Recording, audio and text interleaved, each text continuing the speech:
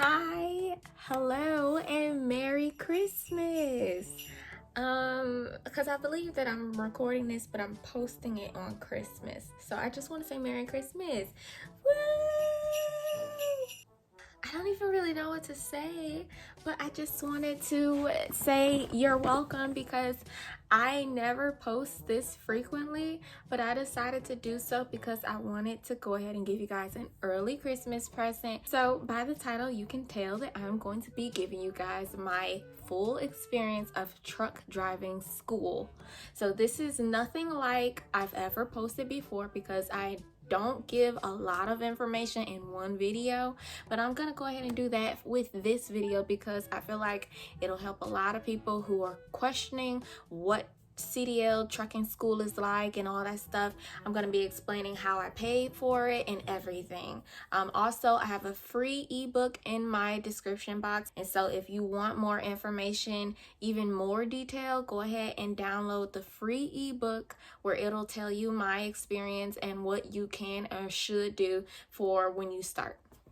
So without further ado, let me just go ahead and start telling you guys my story. First and foremost, I'm going to explain to you how I paid for CDL trucking school. Number one, I went through a nonprofit organization, Focus Hope.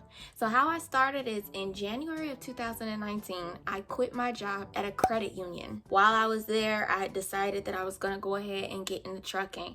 Now, before I quit my job, I had started looking towards a nonprofit organization because I'd been told that that would be a great opportunity to not have to pay for schooling. So I at first went through Michigan Works. And when I went and contacted Michigan Works, they said, hey, come on in. Because I asked them, I'm like, hey, I want to get into trucking school. How would I do that? I know you guys pay, right? And they said, all right, come on in and we will get you started. So I went through Michigan Works. And when I went there, everything seemed cool. They set me up for orientation and everything. And when I started orientation, they were taking all my information and all this stuff, right? And so I'm already in the mindset that I'm going to be starting relatively soon. No, that's not what happened. As a matter of fact, months went by while I was waiting for them to get me started into the program. The issue is Michigan Works is a great nonprofit organization, but they have a certain amount of funding and they will run out over a certain period of time. So where I had a friend who actually went through Michigan Works and everything went fine, and so I was going based off their experience, I quit my job and they ran out of funding. So I'm over here month after month after month, where I decided when I quit my job, I had money saved, but I started dwindling this money over time because I'm expecting to be in trucking school, but I'm not even getting, put into the program. So I became very frustrated. I just remember being in like month 3 after going up to their location and then them telling me, hey, if you can't get money at this location, there may be funding in another location. So I went to like 3 different Michigan Works locations and none of them had funding. It was so stressful. So I just remember being bummed out, and I remember feeling like, well, maybe it's not for me. And one day, the friend of mine, they were like, hey, well, why don't I go with you? And in my mind, I'm like, for what? You're just going to hear the same thing that I heard, right? So I was a little angry at this point, but they were like, you know what? Let me just go and see. And in retrospect, I recognized that that was definitely God, because when we did go for like the 8th time at this point, because I had been so many times, and they assign you to a specific worker who is in charge of your case. And so she was like, oh, you still not able to get funding? She was real nonchalant about it, but I was coming up there almost every week and she was saying the same thing. And she was at some point starting to catch an attitude because I was so adamant about trying to get into trucking school. So by this time, I'm frustrated and I'm like, every time I come up here, you say the same thing, but you're not seeming like you care. So when we did go up there, we sat at her booth and she explained the exact same thing that she'd explained to me over and over and over again. And I had sort of rolled my eyes like, oh, see? And out of nowhere, my friend, they had looked over to one of her shelves on her desk and they had noticed a stack about this big of paper and it was face down. And they were like, what's that paper over there? Don't know why, because I'm looking at her desk and she has like stacks of paper everywhere. She has books everywhere. Why would you choose to question one random stack of paper that is flipped on the opposite side where you can't even read it? That was so like God. But either way, when they asked what the paper was, she was like, oh, this paper? You know, sort of acting like she didn't know what they were talking about. But it was evident that the paper had some info on it. So she grabbed the paper and she was like, oh, this is just showing multiple organizations that pay for CDL training. And I just remember looking like, what? Because, you know, I'm a little ignorant. I was a little ignorant in this area. I'm thinking that Michigan Works is practically the only place, you know, and I was thinking like I'm already halfway there. I just got to keep it going with them. But turns out there were multiple places and she had a whole list of them on the sheet, on her desk, and had me coming up there for weeks upon weeks and wasn't even telling me. So after that, I'm like, well, what? Give me the paper. So, you know, so I'm taking the paper from her. And one of the other places that they referred me to was Focus Hope. So I ended up going to Focus Hope, and that's where we started. So now I go to Focus Hope, right? And in Focus Hope, I'm a little skeptical because I'm like, I don't know how you guys act, but if y'all act anything like Michigan Works, I'm about to nut up in here because I'm sick of being taken to and from, and I don't have anything progressing. And so at this point, I actually picked up a part-time job at Red Lobster as a server, right? Because I needed some quick cash and I didn't want to wait on no paychecks. And I'm over here trying to get into trucking school. So, you know, I'm serving during the day and all this stuff and trying to get into Focus Hope. So I eventually go to Focus Hope, and there they immediately got me into the system. I just remember after orientation, they pretty much had me go and take this, I guess it's like a intellect quiz where they have everyone take a test. And it's like, remember how you used to take Scantron? And so you had to take these multiple choice questions based upon a certain subject. So math, science, English, all that stuff. That's what they had us take in order to see if we were intelligent enough to go towards a certain trade, because it wasn't just CDL. They had like nursing and all that stuff too that they would pay for. So they wanted to check all of our intellects, and when I got there, I took the test, and I remember waiting on my grades. Everybody had been called and I was waiting on mine, and I was thinking, okay, well, maybe I flunked, you know. So I'm like, why y'all taking so long to call me? My name should be at the top of the list if y'all go in alphabetical order. After like 20 minutes of waiting on them to call me, they finally called me, and I was practically the last one they called. And when they called me, they had pulled me over and they were like, so you scored the highest score in every subject. Are you sure you want to drive trucks? And I remember being super like excited, like, really? But yeah, I still want to drive a truck. So from there, they needed my driving record. So they went through a background check of both my driving record and my criminal record, which my driving record, personally, I had been in one accident when I first got my license, and it was my fault. Outside of that, I hadn't had really any other issues. And so that was like a A-okay on their end. Just for you, if you are thinking into getting into trucking school, I wouldn't tell you that there's anything on your record that would 100% deter them, but I will say things like a DUI or like 100% recklessness all throughout your driving record, especially in the last 3 years, that may be something you want to talk to somebody about, because they do look at that, and certain trucking companies will turn you down for things like that. So after that, after I got accepted into CDL class, they immediately set me up to start classes with them. Now, this is where it can get a little confusing for those of you who don't even understand. So I'm going to explain it to you like this. When you go through a nonprofit organization like Focus Hope, you don't immediately start trucking school. They're going to put you into their own program first. And I don't really know why. I didn't ask too many questions. I was just excited that I was getting it for free. But they put you into their programs pretty much to start you off. They're all about career development and trying to get you better for any job. So they're teaching you about basic stuff, you know, because there's people in there that aren't aware of how to get a job. So they do like resume courses, customer service, and things like that. And so when I got into there, they were teaching all about that. So the idea is that I was supposed to stay at Focus Hope for 1 month, 4 weeks specifically. And then from there, they would transfer me along with all of my classmates into my actual trucking school. And that's where we would get things started, right? I guess that would be a con to somebody who's really willing to get into it. But I will say they did teach me how to read maps, which, you know, it's sort of self-explanatory, but they will teach you, and some people don't know how to do that. You probably won't need to 100% know how to read a map to get started in trucking, but it's always a good thing to know. They also try to prepare you just a tad bit for your permit test, but we'll get into that later.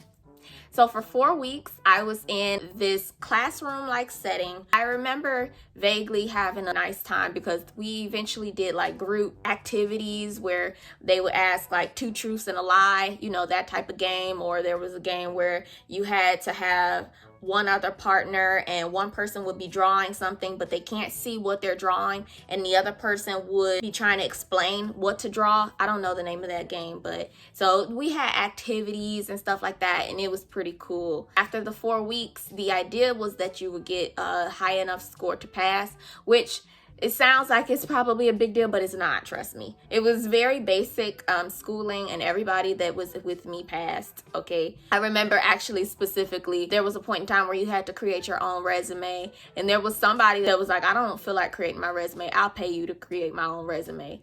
And I was like, all right. So I was actually being paid to do other people's work and stuff like that. So it was pretty cool. After the 4 weeks, we had this graduation little get together, which I didn't go to, primarily because I didn't know I had to go. I didn't even know that it was a thing. I was told by one of the professors there that I didn't have to come in after I finished my last week of school. So I was like, all right, deuces. After that 4th week period, the class split into 2. The first half went into trucking school that next week, and then the second half went into trucking school the week following. So the second half had a 1 week break, and the first half just went straight into it. And I think I was the first half, where I wonder if I was the first half. I can't remember, but either way, I ended up getting into truck school. Don't remember. But anyway, so you know what? I was the second half. Because I remember the first half. Man. So now let's get into the trucking school. So for those of you who don't know, I went into U.S. truck driving training school or something like that. It's a really cool trucking school in Michigan, and I had a pretty eventful time. Now let's explain trucking school. Trucking school is split into practically 2 parts. The first week, you're in a classroom-like setting, and then the second week, you're in the field. So you're outside, right? The first week, we were learning about our permit test. So we were learning about all things combinations, air brakes, general. We were learning about all of that stuff. So this class was really set up to get you prepared to take the permit test, because the idea was once you finish the class by the end of the week, you needed to have either passed the permit test or taken it prior to this week and passed the permit test. Either way, you needed to have passed the permit test, because the next week, if you don't have a permit, you can't go out on a field, which means you have to retake this class portion. When I was in Focus Hope, they were trying to get us prepared to take the permit test, but they didn't really teach us everything. So we had went and got that free CDL Class A manual from the Secretary of State, and they were like encouraging us to read this big old thick booklet. And nobody was doing that. I mean, I think probably one person went and took that test. Now, don't get me wrong. I would suggest, if you know what you're going to be tested on, go and take that test. Focus Hope gave us vouchers to pay for the actual permit test at the Secretary of State. I don't remember how much it costs. If I find out, I'll put it on the screen, but it costs some money to take the test, and if you fail, you gotta pay for it again, I believe. And so it was cool that we had vouchers to take it, like I think 3 times or something like that. So long story short, when I went and took the permit test at Secretary of State, the first time I ended up failing 2 tests and I passed 1. And I think I passed the biggest one, which is the general test. I would just say, try to take the test as early as you can. Try to learn as much as you need to learn. I think the biggest reason why I did fail was because I knew everything that we were being taught while we were in the permit class. The issue is the permit class had similar questions to the actual test. It wasn't exact. So while I knew the basis of what I learned when I went into the actual testing site, it was a little bit different. There were questions that I truly had never heard before, so I was really trying to guess, and the guessing games got a little antsy and I failed to. Luckily, however, I ended up passing the last 2, I believe, the following day, because I set an appointment to come in again. If it wasn't Friday, it was Saturday, but either way, I passed. Practically everyone in the class did pass except for I think 1 or 2 people, and they had to take that class over again. Oh, I also didn't mention that I had quit the Red Lobster job at this point. So I had only been there for like 1 or 2 months. So once we started training on the field, it was a totally different situation from being in a class. Mind you, I had done 4 weeks in class in Focus Hope. Then I turned around and did 1 week of class in U.S. Truck Driving School. And so now I'm outside. Once we got out there, we were split into like groups of like 5 or less people. We had instructors in every group. So I was in a group with 4 other guys. I was the only girl. And that was something I also wanted to mention. There were other women too. And there were other people my age too. But I think I was practically one of the only women that were my age. And that was small like me, and among other things. So when we got out there, what we were getting trained on was number 1, pre-trip. We were also getting trained on maneuvers.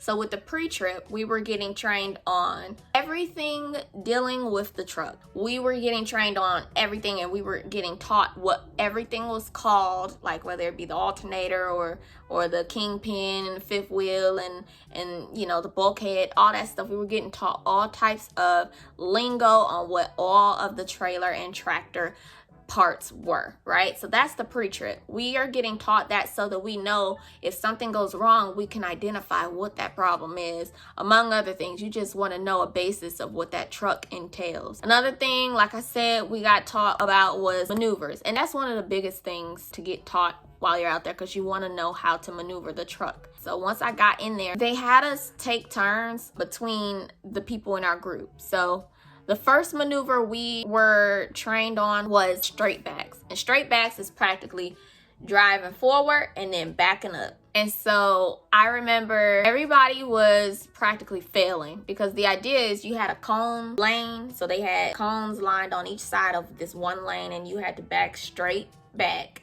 And the thing about it is, it sounds easy, but you don't recognize that the trailer and tractor are joined by a swivel, which is your kingpin and your locking jaw and all that stuff, your 5th wheel.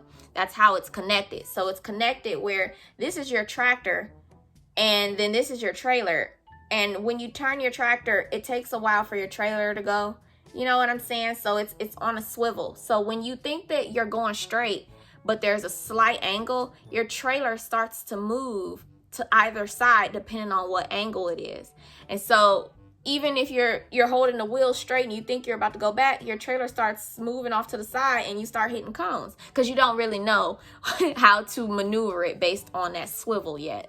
So everybody practically didn't do too well. But I think it really didn't matter, because they let us move forward from that like the next day. We only did 1 day of that, which there were other groups that did it for like a week. So, and the next maneuver was offset. Now, offsets is a maneuver where you have 2 lanes, and what you do is you start in one lane, you drive forward, and then you have to back into the lane opposite to the lane that you were in.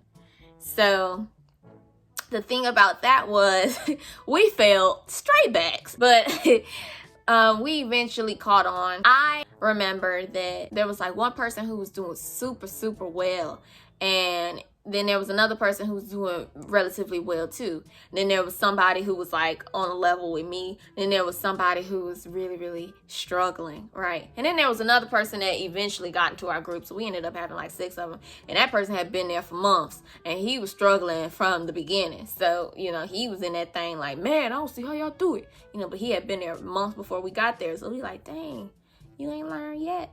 Wow. So the issue with me was I need to see what I'm doing. And if I can't see what I'm doing, then I'm sort of like in the woods. So one of the things that I ended up doing that I saw that nobody else was doing was I started getting out of the tractor, because once I set up, I couldn't see where the cones were to back into the lane.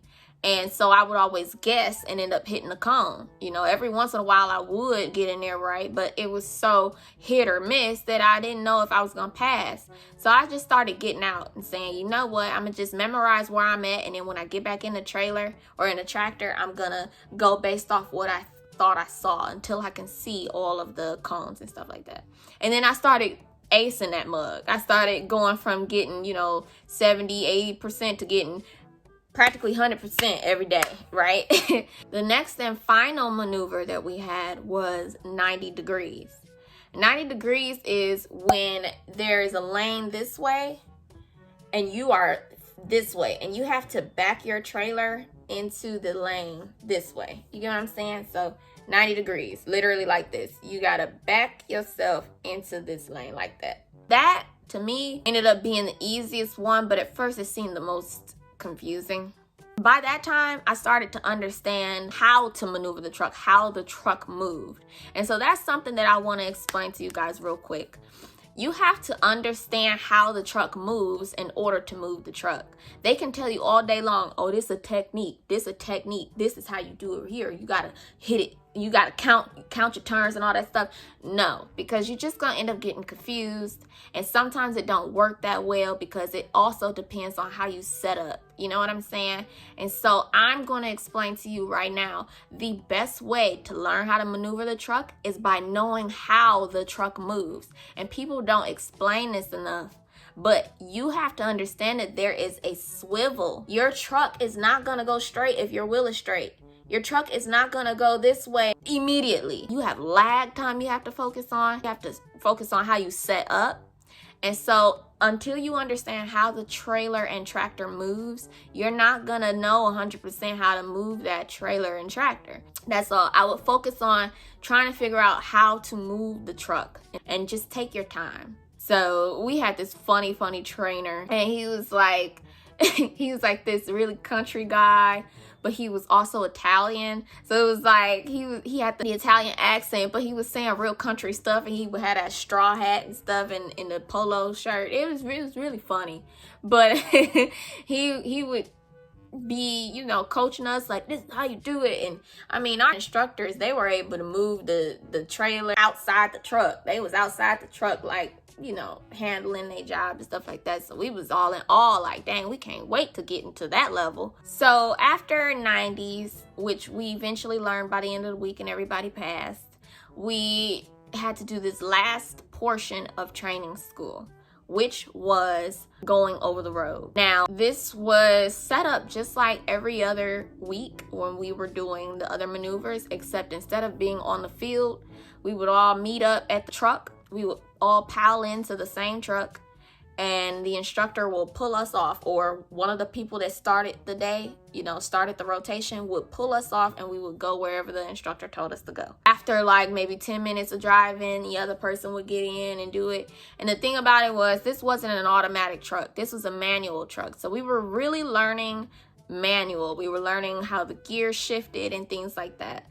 So I would encourage people who are looking into getting into trucking school, find a trucking school that teaches manual. Otherwise, when you get your license will have a restriction on it because you don't know how to do manual, which a lot of companies are converting to automatics anyway. As far as I'm concerned, every company I've worked for, I've only done automatic, but I do know how to do manual. So if they needed me to do manual, I could do manual too. I prefer it? Absolutely not, especially if I'm doing manual on in-city routes. I'd rather do manual over the road. From there, you're eventually supposed to go and take the test, right? And the test could either be on your school site or it can be at a different site altogether. And it's not really up to you. It's up to whatever they choose for you. And I don't even know who chooses it, but I ended up having to take it at a totally different site. I ended up going to take the test. And the thing about this test, y'all, child. So I was going there cocky than a mug. Let me start off there. I was going in there like, because I had a friend with me. So I'm like, when I go up in here, I'm going to tell you right now, I'm about to hit these maneuvers so smooth. You know, I'm over here talking mess. I'm like, watch me hit these maneuvers. I might do it with one eye closed. You know, just talking crap, right? And I'm like, the only thing that I'm a little bit concerned about is the pre-trip, because, you know, you got to memorize all this stuff about every part of the truck. I'm like, but the maneuvers, once I get past the pre-trip, the maneuvers, we're going to be one and done and out. And I probably won't make not 1 point. Because the idea is it's on a point system. Once you hit past 12 points, then you fail the test. Anyways, so we finally get to this area. And it's practically another dirt field. And it has maneuver cones set up where it has a lane set up for each and every maneuver. And so we first did the pre-trip. And I remember this man, because I was explaining everything. I was explaining stuff so bad. I was going off the book and out the book. I was doing I was telling him every situation that can go off. So much so that he cut me off and was like, I'm sure you know all of this. So you don't even have to finish. And I was like, all right. You know, so I had passed, but I didn't even finish telling him, because I guess he was like, you saying a lot of descriptive stuff and you probably talking I was talking his ear off, but I was just so willing. I just didn't want to get anything wrong. So after that, he was like, all right, so now we about to do straight backs, then we about to do offsets, and then we about to do 90s, and then you can go and get your license and go. You know, he was really like on that tip. And I'm like, all right, cool. So I did straight backs. Nailed it, didn't hit no cones. Offset, I remember, I think I overthought it. I didn't hit any cones, but when I was turning my wheel, because I was nervous, I ended up turning it the complete opposite way. Then I noticed I was turning it the opposite way. I'm like, what are you doing? You could do this in your sleep. So I ended up just having to pull up one more time than I initially wanted to. And that was that. So that was like 1 point. And then I got to 90s. Now 90s, like I said, that was one of my easiest maneuvers, right? Besides straight backs, because straight backs, I don't even count that as a maneuver. But 90s, that's like my easiest maneuver, or it was anyway. Now my easiest is 45. But child, when I tell you, I hit 11 points on my 90s. I almost failed this test. I passed by the grace of God. I hit only 12 points. But 12, if I had hit one more point, I would have failed this test. And that's how I know God was on my side. But this, let me tell you why, because I know you like, what? You hit 12 points on this? I know. So this is the problem, right? I had never encountered this situation before, because we had the same setup at this trucking school that I was at, and so I knew that setup specifically, and I'd never encountered being too close to the dock lane. Once I got to this field, all I know is I didn't have enough room to set up further away from the dock than like I usually did. So this is the dock. I was way closer to it than anticipated, and so I had to come in real tight, and that's something I never did before. And so I was struggling with that, but I eventually got it in. But I almost failed. And my friend was in the back like, dang, you really said you wasn't gonna get no points. You said this was your easiest one. Dang, you about to fail, you know? So one thing I will say is do not get too cocky. Because, I mean, don't get me wrong. It's not something that normally happens, but you know, don't get too cocky, because I think part of the cockiness is the reason why I almost failed. But luckily, thank God, I did not fail. So anyways, I got my license, man, and that was the end of it. And I feel like this story was just so sporadic. So let me just give you some tips. Tip number 1, try to find a nonprofit organization or try to find a way to pay for schooling for free. If you download my free ebook down below, you'll be able to see a couple of the ways that I've listed. Number 2 is try to learn as much as you can before going into trucking school, because the more you know what to expect, and therefore you'll have less nerves, you'll have more knowledge on what's going on and things like that. You'll just be more prepared. Number 3, don't bring a bunch of crap onto that field when you're learning and training and stuff, because you'll likely be holding it or sitting it in the dirt. And I don't know what your school will be like, but my school didn't allow us to bring stuff like lawn chairs. So we were just out there winging it. So I would suggest not bringing stuff out there.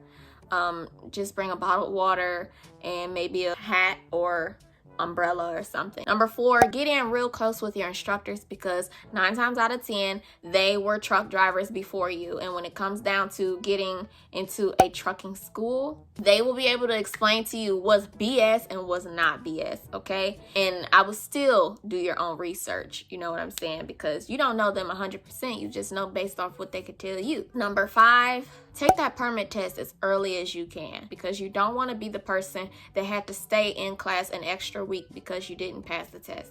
And also, if you have any tips for anyone else who is trying to get into truck driving and they're unsure if that's what they want to do, or they just want to know more info about training, and you know what tips that they might need, leave it in the comment section below and have a whole conversation down there, because I see that you guys interact with each other and answer questions that people ask on there, and that's so bomb. I really love that. I love that about y'all. Y'all be like, oh, you got a question? Let me answer that for you. It's just bomb. I love that. So definitely leave some tips down below for people, and just remember that when you were in school, you took as much info as you could, and so whatever info you know, definitely leave it down. I love y'all so much. I hope you enjoyed this video, and I will see you in the next one. Thank you so much for your support. Bye.